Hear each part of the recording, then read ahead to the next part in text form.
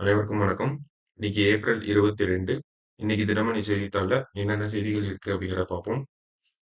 முதல்ல பார்த்தோம் அப்படின்னா, மருத்துவ காப்பீடு குறித்து ஒரு திருத்தம் செஞ்சிருக்காங்க. என்ன திருத்தம் அப்படிங்கிறத பார்ப்போம். மருத்துவ காப்பீடு எடுப்பதற்கு தற்போதுள்ள உச்ச வயது வரம்பு 65ஐ இந்திய காப்பீட்டு ஒழுங்காற்று மற்றும் மேம்பாட்டு ஆணையம் ரத்து செய்துள்ளது அப்படின்னு சொல்லி குடுத்திருக்காங்க. ஸோ IRDAI அப்படின்னு சொல்லுவோம். Insurance regulatory and development authority of India. ஓகேங்களா? Insurance regulatory and development authority of India.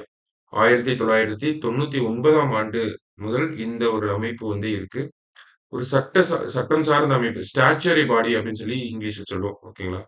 So இந்த மாதிரி இன்சூரன்ஸ்க்குன்னு தனியா ஒரு அமைப்பு வேணும் அப்படின்னு சொல்லி ஒரு கமிட்டிய ரெக்கமெண்ட் பண்ணிருவாங்க. ஸோ எக்கனாமிக்ஸ் பாயிண்ட் ஆஃப் வியூல சில கமிட்டீஸ்லாம் நம்ம கேட்பாங்க இல்லையா? ஸோ அந்த வகையில அ ஐஆர்டிஏஐ வேணும் அப்படின்னு சொல்லி எந்த கமிட்டி சொல்லியிருப்பாங்கன்னா, மல்ஹோத்ரா கமிட்டி அப்படின்னு ஒரு கமிட்டி வந்திருக்கும். ஸோ மல்ஹோத்ரா கமிட்டியோட ரெக்கமெண்டேஷனோட பேசிஸ்ல தான் நமக்கு insurance regulatory and development authority of India, இந்திய காப்பீட்டு ஒழுங்காற்று மற்றும் மேம்பாட்டு ஆணையம் அமைக்கப்பட்டுச்சு. முதல்ல ஒரு அ அட்டானமஸ் பாடியா இருந்தது. அப்புறம் ஸ்டாச்சுவரி பாடியா மாறியிருக்கும். சரிங்களா? ஸோ அவங்க தான் இன்சூரன்ஸ் சார்ந்த பல விஷயங்கள அவங்க தான் வந்து பார்த்துக்கிட்டு வராங்க. இந்தியாவ பொறுத்தவரைக்கும். சுருக்கமா சொல்லணும் அப்படின்னா. அந்த வகையில மருத்துவ காப்பீடு அப்படிங்கிறத பார்த்தோம்னா, ஹெல்த் இன்சூரன்ஸ் நம்ப ஒரு வயது வரைக்கும் தான் ஹெல்த் இன்சூரன்ஸ் அப்படிங்கிறத வாங்க முடியும். அப்படிங்கிற சில கட்டுப்பாடுகள் இருந்துச்சு. ஓகேவா? ஸோ அந்த கட்டுப்பாடுகள நிவர்த்தி பண்ணியிருக்காங்க. 65 வயசு வரைக்கும் தான் இந்த ஹெல்த் இன்சூரன்ஸ் எடுக்கணும் அப்படின்னு இருந்தத, அந்த 65 அப்படிங்கிற அந்த லிமிட்ட வந்து ரிமூவ் பண்ணிட்டாங்க. எத்தன வயசுக்குள்ள இருக்கவங்க வேணாலும் இந்த ஒரு மருத்துவ காப்பீடு எடுத்துக்கலாம் அப்படின்னு சொல்லியிருக்காங்க. குறிப்பா மூத்த குடிமக்களும் பயனடையும் வகையில இந்த மருத்துவ காப்பீடு இருக்கணும் அப்படிங்கிறதுக்காக தான் 65 வயசு வரைக்கும் தான் எடுக்கணும் அப்படின்னு சொல்லக்கூடிய அந்த லிமிட்ட கட் பண்ணியிருக்காங்க. ஓகேங்களா? ஸோ இப்ப யார் வேணாலும் எத்தன வயசுல இருக்கவங்க வேணாலும் இந்த மருத்துவ காப்பீடு அப்படிங்கிறத எடுத்துக்கலாம். ஓகேங்களா? ஸோ இந்த ஒரு நடைமுறை அப்படிங்கிறது ஏப்ரல் 1ஆம் தேதியிலிருந்து நடைமுறைக்கு வந்திருக்கு அப்படிங்கிறதையும் ஐஆர்டிஏஐ வந்து சொல்லியிருக்காங்க. சரிங்களா? ஸோ அதுதான் நம்ம முதல் செய்தியில பார்க்கிறோம். ஸோ அடுத்த கட்டமா பார்த்தோம்னா, தமிழகத்துல எவ்வளவு வாக்குகள் பதிவாயிருக்கு அப்படிங்கிற ஒரு குழப்பம் நிலவிட்டே இருந்துச்சு. 72%ன்னு சொன்னாங்க. அடுத்த நாளே நமக்கு செய்தியாளர் அ கு மா குறிப்புல வந்து நமக்கு 69% அப்படிங்கிறது சொல்லியிருந்தாங்க. அதிகாரப்பூர்வ அறிவிப்பு அப்படிங்கிறது நேத்து வெளியாயிருக்கு செய்தியாளர் சந்திப்புல. அந்த வகையில 69.72% வாக்குகள் தமிழகத்துல பதிவாகியிருக்கு அப்படிங்கிறத சொல்லியிருக்காங்க. ஓகேங்களா? 69.72% வாக்குகள் பதிவாகியிருக்கு. இது போன மக்களவைத் தேர்தலோட ரொம்ப குறைவாக இருக்கு. ஓகேங்களா? போன மக்களவைத் தேர்தல பொறுத்தவரைக்கும் பார்த்தோம்னா, 72.46% வாக்குகள் பதிவாகி இருந்துச்சு. ஸோ போன தேர்தலோட இந்த தடவ ஒரு 2% வாக்குகள் வந்து குறைவாக இதாயிருக்கு. ஓகேங்களா? பல காரணங்கள் சொல்லப்படுது. வெளியூர்ல இருக்கவங்க ஒரு நாள்ல வந்து ஓட்டு போட்டுட்டு திருப்பியும் வேலைக்கு போகணும்.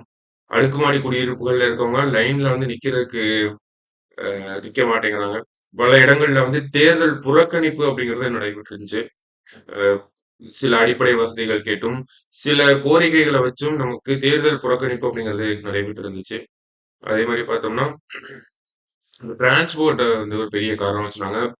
மிகுதியான வெப்பம், வெயில் வந்து ஒரு காரணமாக சொல்லியிருந்தாங்க. இந்த மாரி பல காரணங்கள் வந்து இந்த தடவ வாக்குகள் கம்மியா பதிவானதுக்கு சொல்லப்பட்டிருக்கு.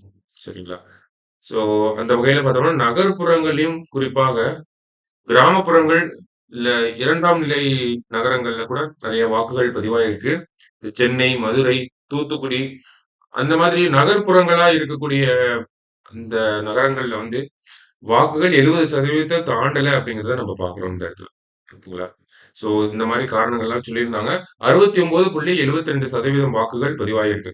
ஸோ தமிழகத்துல மக்களவை தேர்தல பொறுத்தவரைக்கும், ஆ 20 வருஷம் கழிச்சு மறுபடியும் இப்பதான் அந்த 70க்கும் கம்மியான வாக்குகள் அப்படிங்கிறது பதிவாயிருக்கு. 70% கம்மியான வாக்குகள். ஏன்னா 2004ல பார்த்தோம்னா 60% வாக்குகள் பதிவாயிருக்கும். அதுக்கப்புறமா 2024ல தான் இப்போ 69.72% வாக்குகள் பதிவாயிருக்கு. ஸோ மத்தபடி பார்க்கிறப்போ, அதிகப்படியான வாக்குகள் அப்படின்னு பார்த்தோம்னா, நமக்கு தருமபுரி தொகுதியில 81% 81.20% வாக்குகள். அ மத்திய சென்னையில வந்து 53% வாக்குகள் பதிவாயிருக்கு அப்படிங்கிறத சொல்லியிருக்காங்க. அதே மாரி நமக்கு சிட்டீஸ்ல, நகரங்கள்ல வந்து கம்மியான வாக்குகள் பதிவாயிருக்கு அப்படிங்கிறதையும் நம்ம பார்த்திருந்தோம். ஓகேவா? ஸோ அது ஒரு செய்தியா இருந்துச்சு. திருக்குறள் பார்த்தோம்னா, "எதிரதா காக்கும் அறிவினார்க்கு இல்லை, அதிர வருவதோர் நோய்." எதிரதா காக்கும் அறிவினார்க்கு இல்லை, அதிர வருவதோர் நோய்.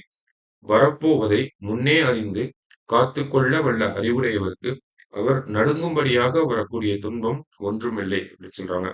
ஸோ, எதிர்காலத்துல வரக்கூடியது முன்னாடியே அறிஞ்சு, அதுக்கான தடுப்பு நடவடிக்கைகளை எடுத்துக்கொள்ளக்கூடிய ஒருவருக்கு, அவர் பயப்படக்கூடிய துன்பம் அப்படிங்கிறது வராது அப்படிங்கிறது சொல்றாங்க. திருக்குறள் எண் 429 அதிகாரம் அறிவு உடைமை.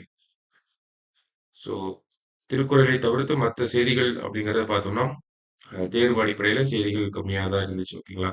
ஸோ, தமிழகம் அந்த ஐஆர்டிஏஐ வச்ச ஒரு செய்தி. அடுத்தது நம்ம எவ்வளவு வாக்குப்பதிவு ஆயிருக்கு அப்படிங்கிற ஒரு செய்தி தான் இம்பார்ட்டன்ட்டா இருந்துச்சு இன்னைக்கு நியூஸ் பேப்பர்ல. மீண்டும் நாளை செய்தித்தாள் வாசிப்ப சந்திக்கலாம். நன்றி.